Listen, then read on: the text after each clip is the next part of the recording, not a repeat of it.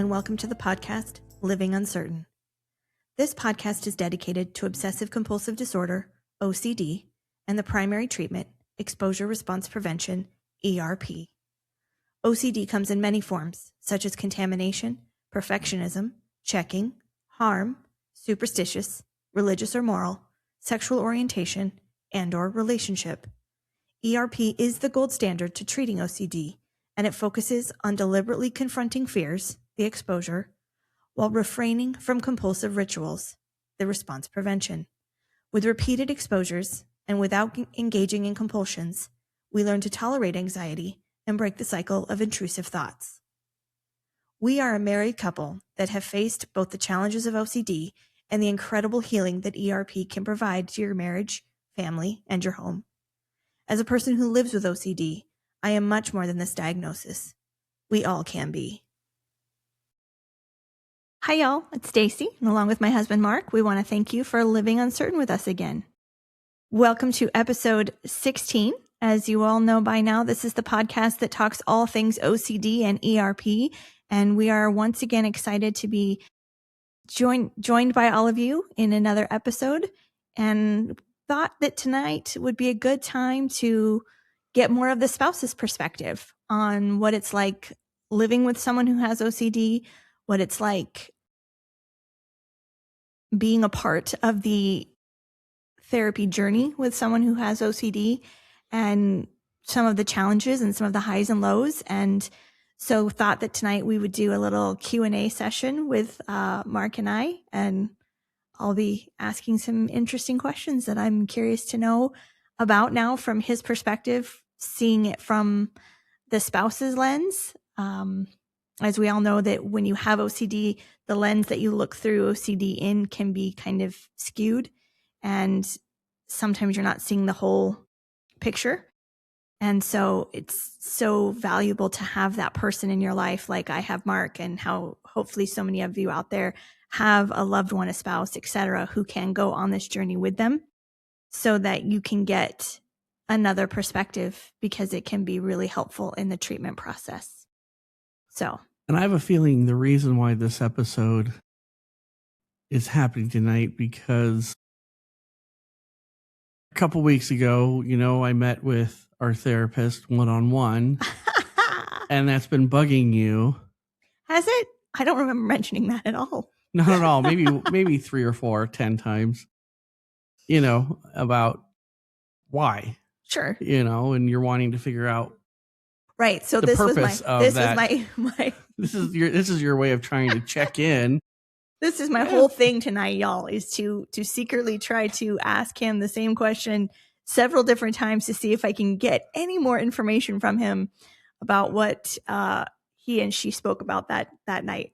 Yes, you've come up with my whole brilliant plan. You foiled my plan tonight.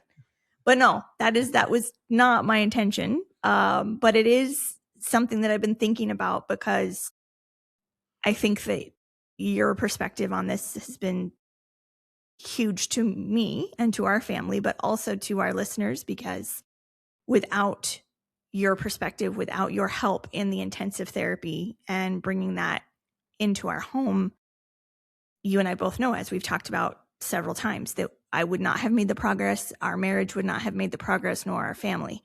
So I think it's just a nice time to really bring back the spouse's perspective on things. We'll bring them on. Here we go. Okay. What do you want to know? So I want to know what has been one of the hardest parts of the intensive therapy journey for you? For me, it was watching you go through it and the struggles.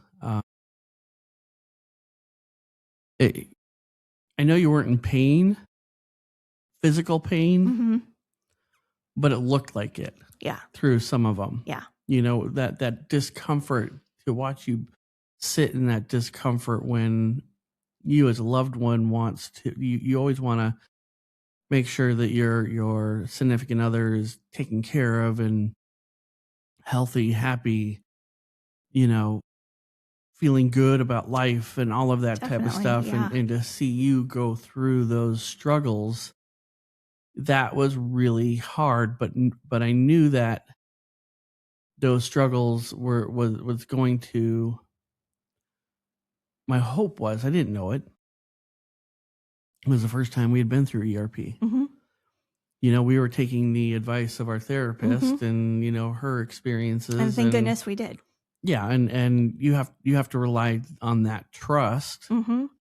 Just like if you go to a medical doctor, they're going to, prescribe you medicine A, B, or C. Right. And you're hoping that what they're prescribing you is appropriate. And, so to have that trust to with our therapist, to see you go through that and see the struggles, that was really, really hard, especially when you were having to work through the death side and your panic attacks were actually getting you're really already hard. Answering my next question, which would be which one of the kind of hierarchy of intrusive thoughts, fears, obsessions, etc., that I had and we did ERP for was the hardest for you to watch me go through? I think because of the situation that we were in, you weren't at the clinic. Mm-mm. You weren't having to people please any of the girls. Mm-hmm. So that was kind of put to the side. It was kind of put into, a box, Sure. We'll focus on that box, later. Sure. But the death was the hard one. Mm-hmm. And to watch you struggle. I remember the first night watching you watch just that animated video and you're on the ground hyperventilating over a really silly cartoon. Hey now. To me, it was silly. Right. Well, to me, it was absolutely not, which is such an interesting. And I'm sitting there going, wow, comparison. You're having that big of a reaction to it. Uh-huh. How did you watch any of the movies that we used to watch? And, well, I think that if we looked back at some of the things that we used to watch when we were in our younger years, you would track a perhaps pattern of when I would then have the nights I would wake up panicking and fearful and couldn't catch my breath. And I think that there was a real correlation, which is why, watching Criminal Minds for so long, then taking a break from that kind of television because I couldn't handle it. And knowing that that was a real fear of mine that was impacting my life too, because even without that content, I was still panicking and waking up with absolutely night sweats and things. And so I'm glad that that was the first one we tackled, but I was interested on your perspective on what was the hardest one. I mean, I think it was probably also the hardest one because it was the first one we tackled. Yeah. Yeah. And we were working on the other ones, but just, sprinkling, a little bit of, here and there with the people pleasing and the emojis and not, how you texted and those were little things that you were working on, but not to the point to where you're having a panic attack on the floor. Yeah.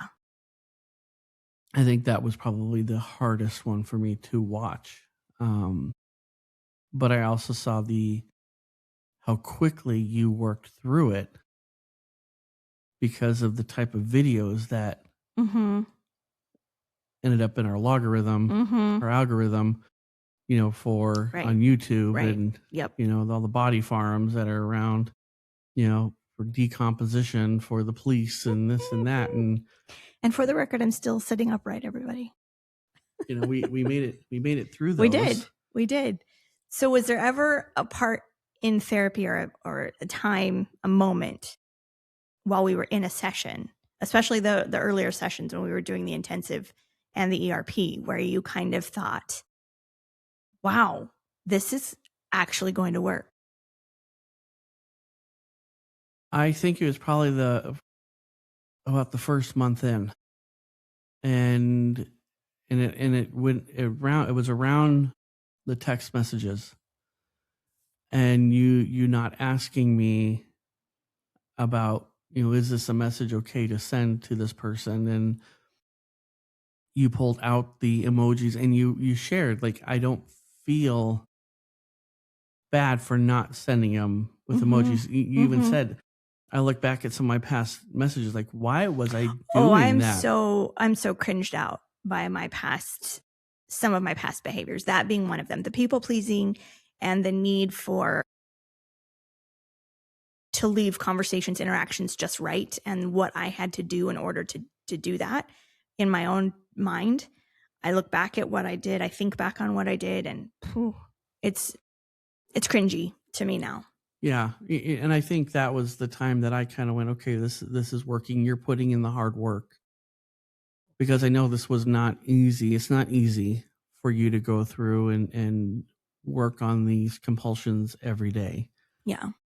And it's daily. You know, I think, you and I have talked quite a bit. I mean, obviously we're doing a podcast regarding around your OCD and other people's OCDs. And this is quite it's not where we thought 13 months ago. Not where we thought we'd be. We would be sitting here today talking about your fear of death and your, text messages that you would send people, and that you were okay with how you used to send them, because you felt like you needed to send them that way. But after going through intensives for a little bit, you're like, okay, that was ridiculous. Yeah. And you could see it now. Yeah. Oh, I can. Because I would sit there when you would send them to me, and I go like, whoa, that is, in my mind, I'm saying that's ridiculous. I wasn't going to say that to you because I didn't want to start a fight, because I know if I were to disagree with it, your anxiety would come up, the compulsions to people please, it would end up into a little bit of a fight between both of us. And sometimes I had forgotten how often I was asking your thoughts on the text messages that I was writing, and whether or not I should send them, or if they sounded okay or not, or if this was appropriate or not. And again, just one more version of that checking in and reassurance that I was doing with you to make sure that it was okay that I sent this particular text message. And I had forgotten, because I don't necessarily rely on that anymore. So it's hard to think about even the amount of times that I was doing that before, and how much energy you were having to expend, how much energy I was having to expend just so that my brain could feel like I was okay. And to now feel like it's operating on a different plane altogether, again, it's pretty remarkable for us and for our journey and our story, and to hope that we can give that support to others out there too is really an exciting prospect, because it really is that game-changing a thing. If you and your spouse are struggling with, one of them is struggling with OCD, that is something that I feel is the most impactful thing, is that we did do the journey together, but we also trust each other in a lot of different ways. And I think sometimes in a relationship, trust is not there. Especially if somebody is dealing with OCD and you are confronting that person with OCD. I mean, think about how many times we used to fight about, different things about the clinic. I saw it one way, you saw it the other, and your OCD saw it another way. I should say that. It's not that you didn't see it another way, your OCD saw it a different way. Yeah. And that was the hardest part. It was those constant fights, and I just didn't want to do the battles with those. I knew it wasn't worth it, because ultimately it was a fight that I was never going to win. Yeah. And I think it's so interesting to hear you speak in those terms, because it's so exhausting, right? To go in circles like that and to keep that momentum up, to keep reassuring me, to keep allowing me to check in, to keep battling all of my anxieties, etc. And yet we talk a lot about this journey with ERP having been a journey we committed to the exhaustion for, because on the other side, it's very exhausting to go through it. And so my next question is, was there a point in the journey that you were like, nah, I'm all done with this. I don't really want to, I want to throw in the towel, basically. No, and the reason why is because I knew what the exhaustion was beforehand.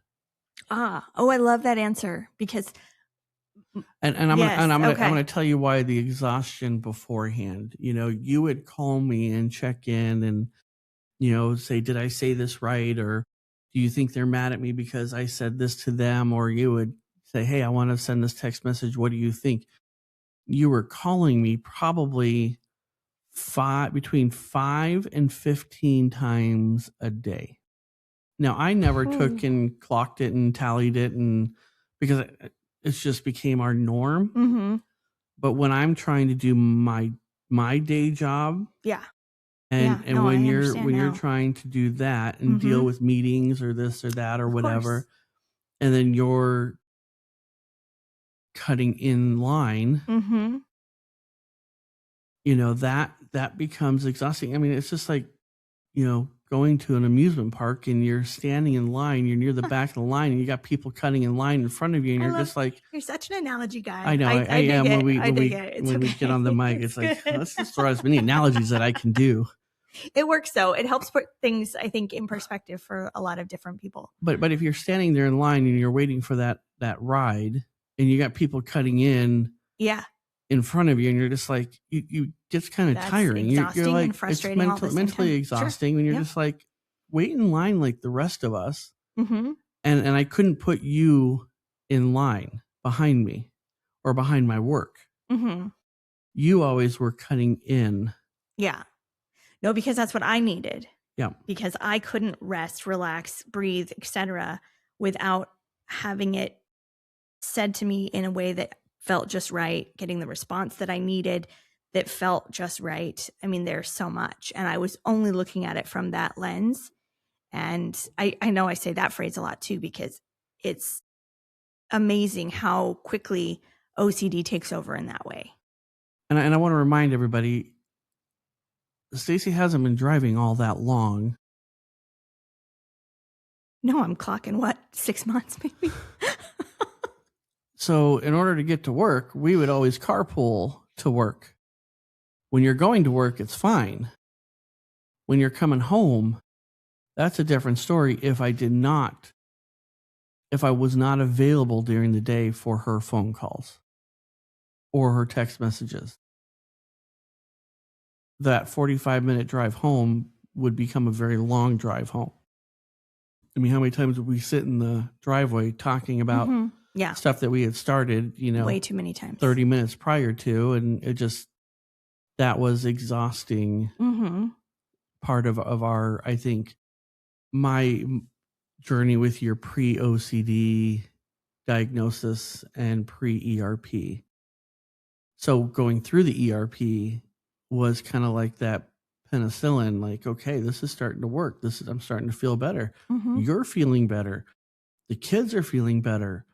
I see the stuff working. And so when we talk about going through the experiences, I never felt that there was a part in our journey that was difficult because we were always doing it together. Okay. Except for a couple weeks ago. That makes one of us. What? Well, that makes one of us, because there were some times in the ERP journey, especially in the beginning, that I was like, nah, I don't want to do this. When? And I didn't feel like, I didn't feel like I could do it. Let me say it that way. I never felt like I could be exposed enough to the subject of death, for example, to get over the fear of death. I never thought that I'd be able to send a text message without going through my very ritualistic need to let it stand where it felt just right. I never felt like I could stop the mental compulsions where I was convincing myself I was okay, or I was replaying every conversation, text message, email interaction that I was having during the day. I didn't feel like I had the bandwidth to get through that, to sit in that discomfort. The sitting in discomfort felt like such a huge task that I didn't feel like I could do it. I think when you started to feel those little wins, though. Yeah. Yeah, no, that was definitely exciting. Like I'll give you an example. The text messages, like you would send them when they were pretty straightforward. And I know you would always ask me after you had sent it and stuff. And my answer was always, I don't know, type of thing. But your questions were always like, well, do you think they're going to be mad at me now that I sent it this way? And then all of a sudden they send you a reply that was like, fine, honky dory. You're like, crap. Well, so why then, was I doing that before? Yeah. And I got a good response now. Yeah. And then, this one felt good. And then I learned in therapy too, and this was a very poignant moment for me when it relates to the people-pleasing compulsion, which was that the people-pleasing, I'm only hurting myself because I'm never going to get the response from someone else that I'm expecting to, even if I put out there something that I feel is just right. I can't control their responses. I have to be, again, what do we say? We live uncertain. We sit in the discomfort. We do all of those things. And that's a normal part of life because you can't necessarily control others' responses, reactions, etc. And that's such a huge part of what OCD is wanting that control, wanting that certainty, because anything else feels insurmountable to deal with. And just learning the very, very simple thing of you're only hurting yourself, or living uncertain is a part of life. And you and I, you even still do that with me. Like you're expecting me to give a response that, and I might have given a response that you didn't want. So I would ask you again. Yeah. Until you and then I'd reframe the question and then ask again. Yeah. And because you're looking for that right thing. Even now, you still kind of do it like, you didn't respond how I wanted you to respond. I'm like, well, how did you want me to respond? I ask if you I could just give sometimes. you this script here, Yeah. could you just follow that for me? That'd be great. But that's not how relationships or people work. I'm not a mind reader. No. I can't see the mental compulsions dancing around in your head. And no, definitely not. I'm sure there's, music that we could put to it if you wanted to, Wouldn't that be fun? What does it sound like in your head? Oh my gosh, I love that. Yeah, we should. We could. That's, it'd be an interesting experiment if nothing else. But I even though we've gone through ERP and we're still going through it, and I think recently was when I had that one-on-one. I was going to spin back to that because that was an interesting comment that you made, except 2 weeks ago, did you say? Yeah. Now, a couple weeks ago, maybe 3 weeks ago now, 4 weeks ago, whenever. Well, see, now I can't even. Well, please. When I had the one-on-one with our therapist and you weren't in the room, and it was yes, that night. It has bugged you ever since. Okay, all right. Well, so should we just put it out there then tonight, and you can just tell me what you talked about? No, absolutely not. See, once again, you're trying to pull it out of me, and I know, and I know you are. Yeah, you are. Well, I am now because I just think it's funny now. But it bugged you. It did. And here's why. It's because you and I have almost every single session. I have been there with you, or you've done it with her. Yes. Either tell her because I'm working or whatever. But I was okay with that because it wasn't about me. Right. Now I talked with her and you felt left out because we've done this. We've been doing this together. And this is just exposing me so much right now. And now all of a sudden you're, I'm not a part of it. And okay, listen, it did bug me the first night and a little bit afterwards. It bothers me less now. Now it's become just kind of a joke and some banter between the two of us, and even including our therapist in that too. Yes, I'm not as bothered by it. But one of the things I said in an earlier episode too, and I am interested in this, and somehow, some way, when we get connected with more people who do have this diagnosis, I would like to ask them this question, is how do they feel about surprises? Because that's always been a thing for me. I don't like surprises because surprises brings uncertainty, discomfort, things out of your control. Surprises for me, no. I don't like them. I don't appreciate them. I don't want them. And it's always been a thing for me. And so I'm curious what the statistic is, if you will, on people with OCD and how they feel about being surprised, having surprises, etc. So that was part of it for me. I think a big part of it was all of a sudden I knew there was perhaps some ERP coming my way, but it wasn't. It was going to be more of a surprise. And that's the part that really sets me on edge, and it makes me nervous, and it gets me kind of in my head with some mental compulsions, thinking about how I could either get out of it, how I could get it out of you, whatever it is. And so that's a big part of it. But I am. And for me, like when the time does come for what? For whatever it is, that you're not going to want to necessarily go through it. That's a worry. Yeah. Oh, I'm sure. Are you worried about that, babe? Are you? Oh. I mean, but it's ERP. I understand. No, I know. And you want to stretch yourself. I think you're in part of the journey that you are like. And I've had this conversation I can tackle too, everything. But you know what?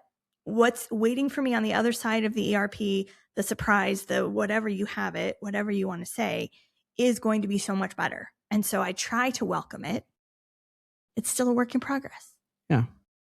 But I will ask you this.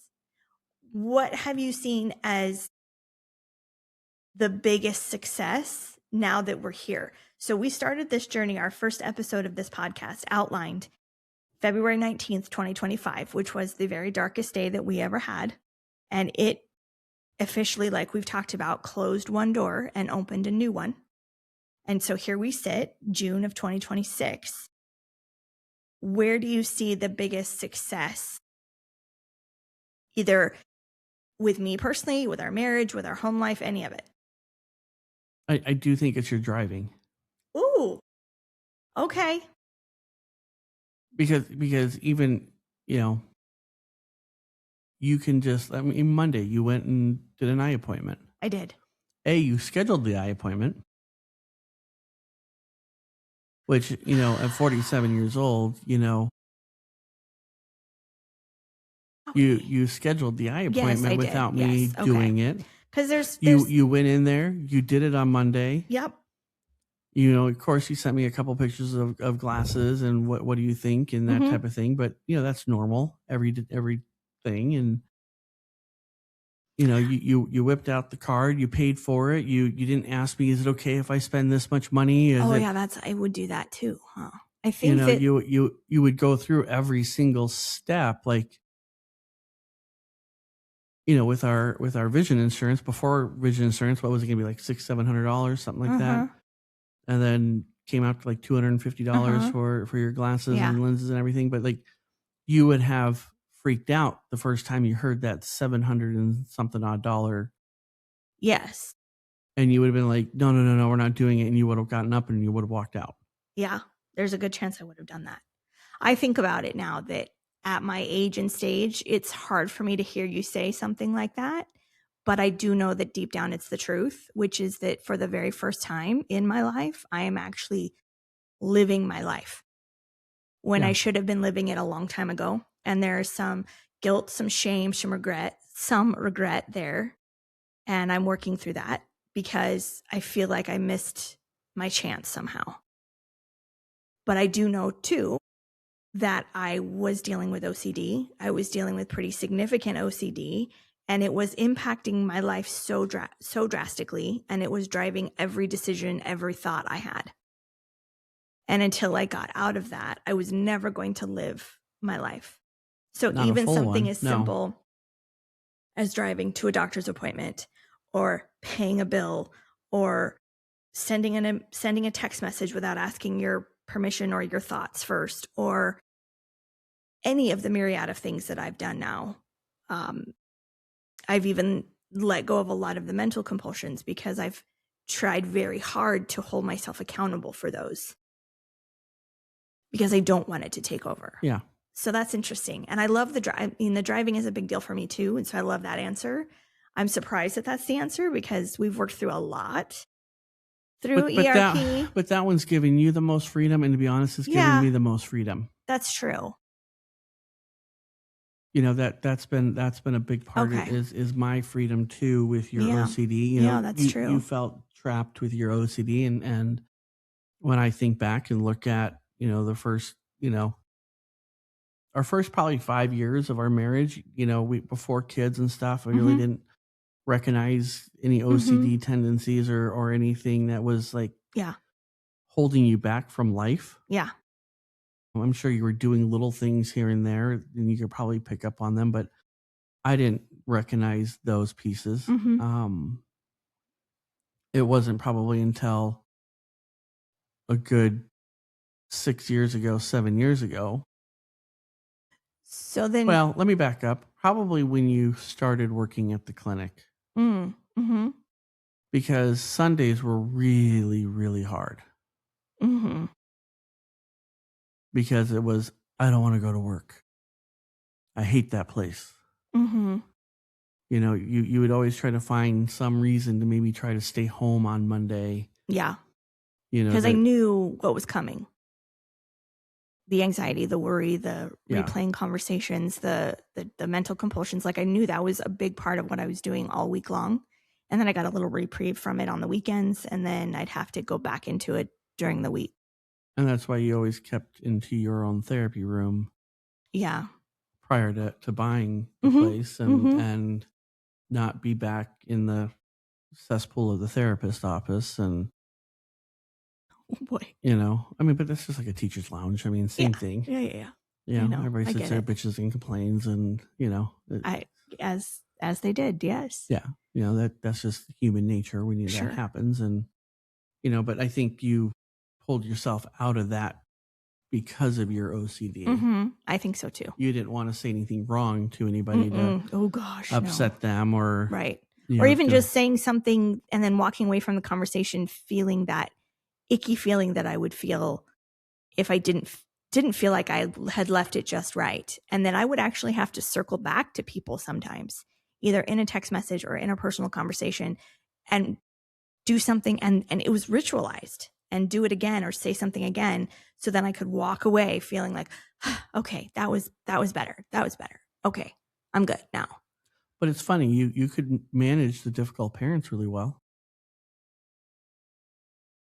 I never really ever heard you say, man, I had, you know, I mean, you would say you had difficult parents, but you never had issues with what you said. And I think that's because you also knew what you were talking about. You were very confident in your skills and your knowledge of your profession. Yeah, that's true. And I think that also there were some mental compulsions I probably engaged in when I would deal with upset parents. And then I would just try to allow those to let it to kind of help me get past the anxiety or the icky feeling. But yeah. Yeah, that's a hard one, you know, on that side. It is. What would you say in terms of our family and the way our family operates, outside of my driving, if there is one, that has been the biggest change? I think the freedom for our kids. Yeah. I kind of had a feeling you were going to say that. And I knew that was a time that... And I think they would both say that if they were sitting here with us right now. Absolutely. But I do think that, I mean, what if I said you're going to the horror movie tomorrow or on Friday? Gross. With Avery? No. No? No. Why not? No. Why not? You know why? Why? Because they're scary. Besides, anything else? No. Okay. And I stand by that answer. No, I think there's more there. No. Nope. I'm not. No. It's scary and I don't like them, so I'm not going to do it. But I think the where the ERP was working was Miles' trip to Disneyland. Yeah. Where I couldn't have contact with him. You couldn't have contact with him, and only I could. And I had minimal contact because that's what, you know, it was. And that felt good for him. Yeah. It felt good for me. I know it probably did not feel good for you, but No, you it felt was not fun for me. But you looked like you felt comfortable. You didn't have any panic attacks. I did not. And by then, I had been through enough of the ERP, and we had been bringing it into our home, and a lot of sessions with our therapist had kind of gotten me to that point. It was a month and a half worth of therapy at that point. Yeah. Which So it was in the intensive world of therapy, that's quite a bit already. No, I know, but it was one of the bigger things that you had to do, that you had to allow happen. With the ERP.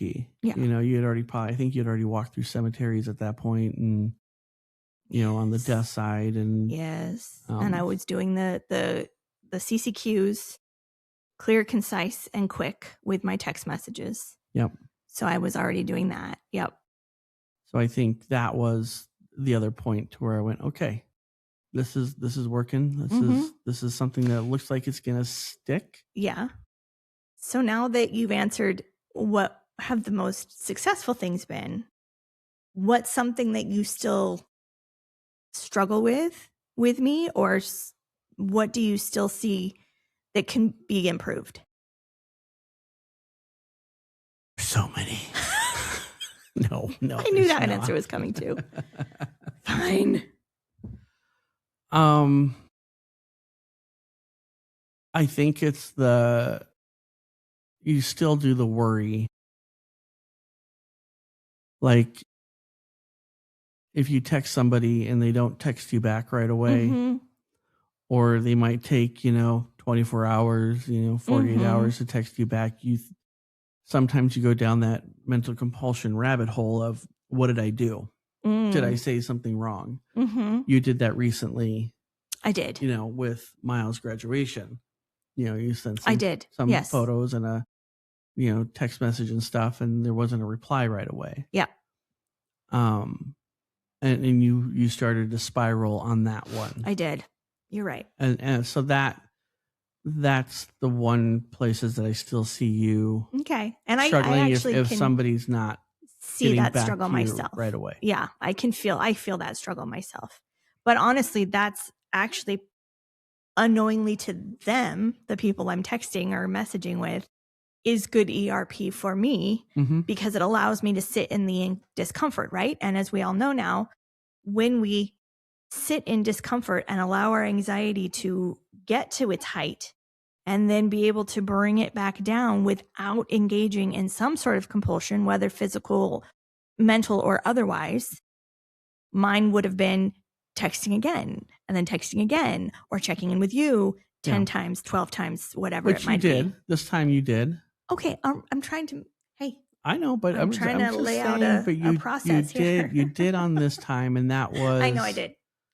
A little difficult. But the idea is that you let the anxiety come back down, and not engage in the compulsions. Yeah.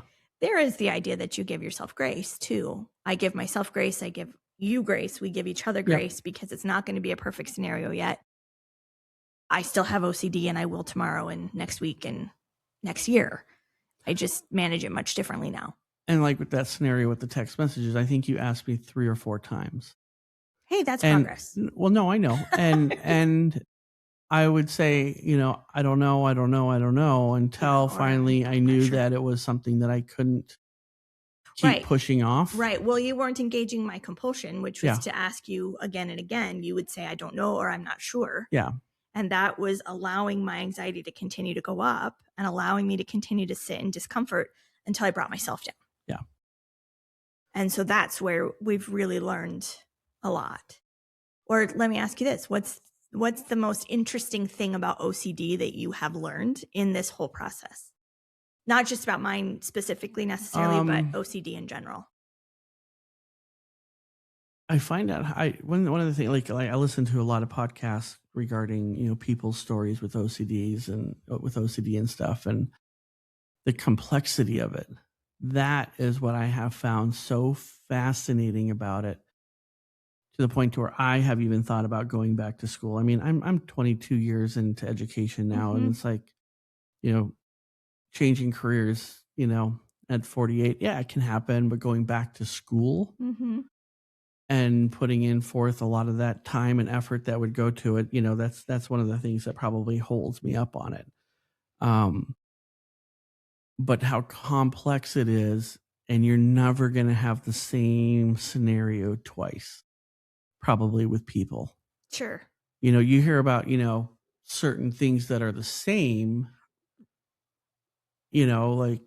but how they affect the person is very different. Well, a lot of the rituals or a lot of Yeah. the compulsions remain the same, but they become, because there's different, what we call targets, right? Which Yeah. we had an episode labeled Moving Targets, which kind of discusses how OCD moves targets and switches around. And just when you think you've gotten it under control, something else comes up, and it's really challenging your process of not engaging in the compulsions. And those compulsions are what kind of stay the same or ritualistic.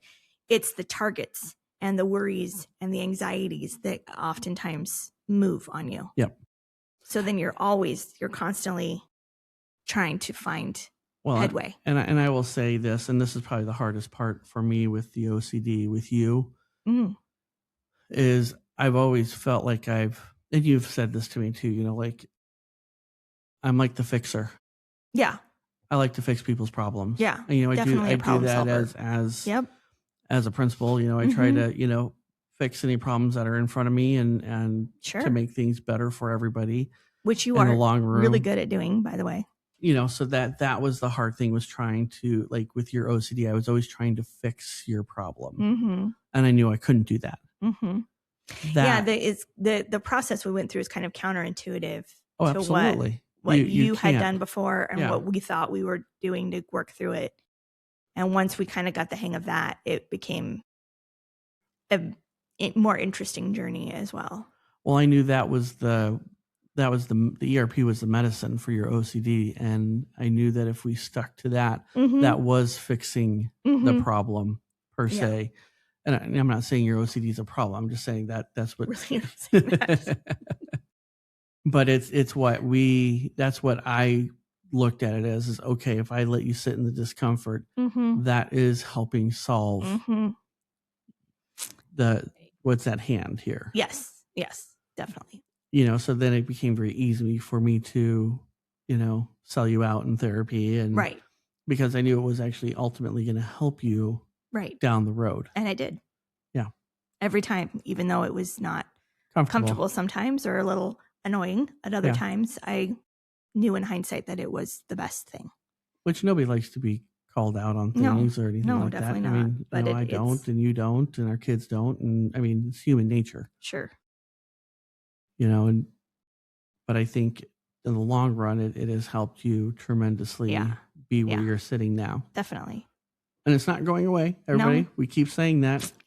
Not going away. But it's how you deal with it. That's why you got your tattoo. Living uncertain. You look at that all the time. Because you have to sit there in that discomfort. And, and I do know you don't like it when I say, well, is this your OCD? No, we've mentioned that before too, because I don't like to hear you say that, because of course it's my OCD. Yeah. It's always my OCD. And that just gets frustrating to hear too, but in a way that. Well, I think it's frustrating for you because you've worked so hard. Yeah. You want it to be done. I want it to. You want a clean slate now. Yeah. You want to, I'm all better now. I feel good, OCD. Everybody. So of course I want a clean slate and just everything from this moment on to be absolute perfection. Yes, of course. But it's not, and you know that. And so like when I do call it out, behaviors as your OCD, then that, I know that's frustrating for you. And I try not to. But the way you do it now is so much different too than the way that you perhaps used to do it. And so it's easier for me to hear you. Yeah. Even when we were on this journey, even when we were post my OCD diagnosis, you would say something and it would frustrate me less now. I get much less frustrated with you saying those kinds of things now, because it does allow me to take accountability, to think about it for a minute, and to recognize and make a different choice. And it's the last week we were in therapy, one of the things I did ask our therapist, out of 1 to 10, where do you feel that Stacey was sitting at? Mm-hmm. Because everything I've heard from other people and some of their stuff that they're dealing with and stuff, I'm like, holy cow, those people have a lot on their plates and they've dealt with so much and they've persevered. Yes, for sure.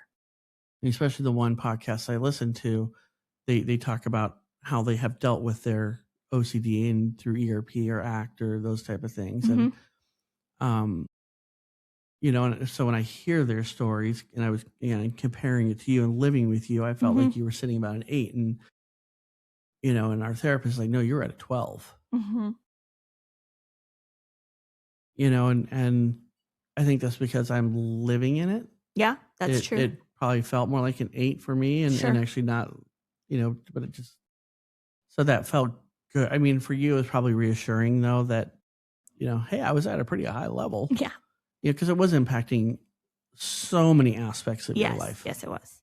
It became to the point to where you wanted to end your life. Yeah. So that's a 12. That's a 20 to me. Yeah. That one day, Right. that was a hard day for us. And that was. So but everything else I was kind of looking at outside of that one day. But when I focused in on that one day, you were definitely at a 12. It was impacting your life so much you didn't even want to be around anymore. And that was hard. I know, it was hard for me too. So, and I'm glad that we closed a door so that we could open a new one. Yep. And this podcast being a very big part of the new door and the new chapter that we've opened. And that's exciting and motivating in so many different ways. And so I just have one more question for you. All right, I'm ready. Okay. So you remember a couple weeks ago when we were in therapy and we were all kind of sitting in a different room and then she called you into the room to chat. I'm just wondering if you could share with our listeners what you guys talked about. You see how I did that there? you have to leave the room and you may not listen to the episode. Our therapist will appreciate hearing that too. She'll get a kick out of it. Everybody will hear about it down the road. Yes. Oh, yes. No, of course. We'll share that fun with everybody. Of course we will. So I want to thank everybody for listening. It does mean a lot to both Stacey and I. If you've been if you listen to every episode or almost every episode, we really do appreciate it. And, if you are, following us and would, like our episodes or comment on them and, so we can thank you personally, we would really like to do that. And we sure would. Or if you know of anybody that wants to join our show for any reason to talk about OCD, please, reach out to us and we'd be more than happy to have people on the show to hear other people's perspectives too. But both I know Stacey and I are going to continue to have more stories, more fun things that happen to us every week. Yes, absolutely. And it does, unfortunately. Yeah. We always have things happen to us every week. And we do. That's why we're able to continue to move forward with the show. But it becomes very humbling for us to know that we have so many listeners out there and that are hearing our journey and to build this community of support is really important to both Mark and I. And so if anyone out there has a story to share or knows someone who has a story to share, please reach out because we would love anywhere across the world our platform to be the ones that they feel safe and secure enough to be able to do so. Yeah. We appreciate y'all listening again. And thanks for living uncertain. And that's the one. Thank you for joining us on today's episode and living uncertain with us. We are not therapists, and this podcast is intended to provide information and support. It should not replace traditional means of seeking help from a licensed mental health professional. If you like this episode or would like to hear more, please like, subscribe, or share with someone you think may benefit. Here at Living Uncertain, we're building a community of support. If you and your significant other would like to share your story, we would love to have you on the podcast. Please click on the link in the episode description and fill out the interest form.